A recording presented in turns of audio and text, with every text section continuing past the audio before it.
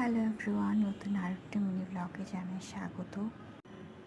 সকাল থেকে প্রচুর বৃষ্টি, আর এই বৃষ্টি উপেক্ষা করেই আমাদের বাইরে বের হতে হবে। কিন্তু বাইরে থেকে এসে আর রান্না বান্না করতে ইচ্ছে করবে না, তাই রান্নাগুলো আগেই শেষ করে নিলাম।